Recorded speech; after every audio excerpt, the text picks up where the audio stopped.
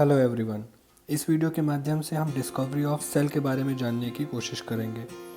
Discovery of cell का मतलब है सेल की डिस्कवरी कैसे हुई है, इसके बारे में हम जानने की कोशिश करेंगे। तो सबसे पहले अगर मैं आपको बताऊं तो आप सभी लोग जानते हो कि फंडामेंटल यूनिट ऑफ लाइफ क्या है, वो एक सेल है। यानी हमारे लाइफ की जो सबसे छोटी यूनिट है वो एक सेल है। तो आज उसी सेल के बारे में हम जानने की कोशिश करेंगे कि उसकी पहले डिस्कवरी कहाँ से हुई है। तो इसके लिए हम ये कह सकते हैं, सबसे पहले ये थी बात 1665 की। उस समय में एक साइंटिस्ट थे जिनका नाम था रॉबर्ट हुक। इन्होंने क्या किया, इन्होंने सबसे पहले डिस्कवर किया एक कॉर्क स्लाइस को, यानी कि एक पेड़ की जो परत होती है, यानी जो पेड़ की छाल होती है, उसको जो है निकाल के, और इन्होंने अपने हाथ से एक प्रिमिटिव माइक्रोस्कोप बनाया। उसकी मदद से उसको जब देखा तो इन्होंने पाया उसमें छोटे छोटे कंपार्टमेंट बने हुए हैं। तो वो जो छोटे छोटे ऐसे कंपार्टमेंट बने हुए थे उस छाल में, उसको इन्होंने जो है उस टाइम पे सेल नाम दिया। तो वो सेल का नाम आज तक चलता आ रहा है। तो यही कंपार्टमेंट थे जो इन्होंने सबसे पहले देखा और इसको सेल का नाम दिया। तो यहाँ से सेल की डिस्कवरी शुरू हुई। इसके बाद इस सीरीज़ में जो नेक्स्ट चीज़ आई वो आई 1674 में, जब एक साइंटिस्ट थे जिनका नाम था लियोनहॉक। इन्होंने क्या किया, इन्होंने सबसे पहले इम्प्रूव्ड माइक्रोस्कोप की मदद से, जो कि उन्होंने खुद से बनाया था, उसकी मदद से फ्री लिविंग सेल्स को ऑब्जर्व किया। यानी पॉन्ड वाटर में इन्होंने देखा first time free living cell, एक जीवित सेल को इन्होंने अध्ययन किया। इसमें एक चीज़ और ध्यान देने वाली बात है, जो रॉबर्ट हुक ने अध्ययन किया था वो एक कॉर्क स्लाइस में वो जो सेल थी वो मरी हुई थी, यानी वो डेड सेल्स थी। लेकिन लियोनहॉक जो है, इन्होंने जब इसको स्टडी किया तो इन्होंने एक जीवित सेल को स्टडी किया, यानी वो सेल जिंदा थी। तो हम ये कह सकते हैं, अगर कभी क्वेश्चन में आपसे पूछेगा लिविंग सेल के बारे में सबसे पहले किसने स्टडी किया, तो वो लियोनहॉक। और अगर कभी पूछेगा केवल सेल के बारे में सबसे पहले किसने स्टडी किया, तो रॉबर्ट हुक के नाम से आएगा। रॉबर्ट हुक ने डेड सेल्स को सबसे पहले देखा था। तो ये चीज़ याद रखना होगा आपको, ठीक है।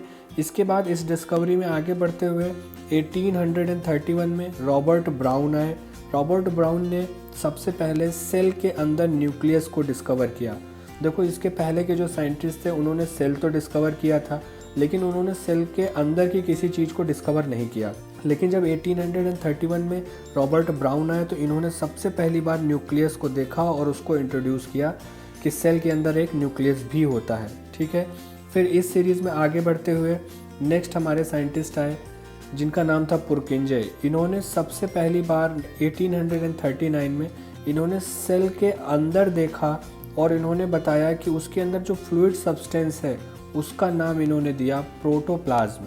अब ये प्रोटोप्लाज्म क्या है, ये एक्चुअली सेल के अंदर जो भी फ्लूइड है, जो भी एक तरल पदार्थ भरा होता है, उसको उन्होंने प्रोटोप्लाज्म कहा, ठीक है। इसके बाद इस डिस्कवरी में आगे बढ़ते हुए नेक्स्ट हमारे साइंटिस्ट आए, उनका नाम था शेल्डन और स्वान। ये दो ऐसे बायोलॉजिस्ट थे जिन्होंने 1838 और 1839 में इन दोनों बायोलॉजिस्ट ने एक सेल थ्योरी प्रपोज करी, यानी एक सेल थ्योरी दी सबको। और वो सेल थ्योरी क्या थी?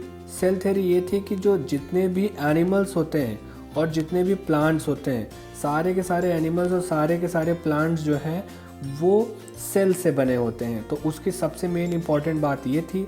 और दूसरी इन्होंने एक और बात कही कि सेल जो है वो फंडामेंटल यूनिट ऑफ लाइफ है। यानी इन्होंने बताया कि किसी भी चीज़ में जीवन होने का, यानी लिविंग थिंग्स में जीवन होने की जो फंडामेंटल यूनिट है वो एक सेल है, यानी वो सेल की वजह से उसमें जीवन है। तो ये बात सबसे पहले इन्होंने अपनी सेल थ्योरी में प्रपोज करी।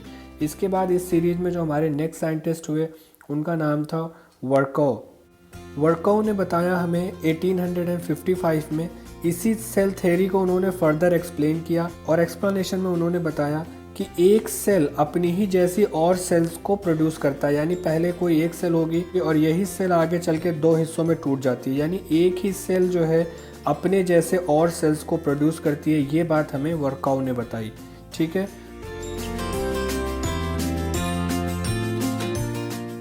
इसके बाद अगर हम इस सीरीज़ में नेक्स्ट देखें तो इस सीरीज़ में नेक्स्ट डिस्कवरी हुई 1940 में। इस टाइम पे क्या हुआ था, एक इलेक्ट्रॉन माइक्रोस्कोप डिस्कवर हो गया था। यानी इलेक्ट्रॉन माइक्रोस्कोप अब हमारे पास आ गया था।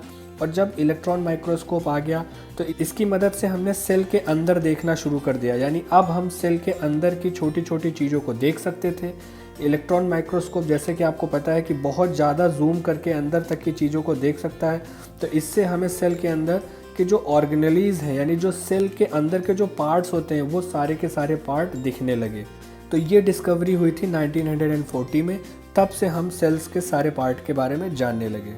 तो इस प्रकार से कुछ स्ट्रक्चर था सेल्स की डिस्कवरी का, यानी हम ये कह सकते हैं कि ये पूरा का पूरा स्ट्रक्चर था, एक टाइमलाइन थी जो सेल की डिस्कवरी हुई और जो आज हमारे पास सेल की थ्योरी मौजूद है उसके बारे में। ओके।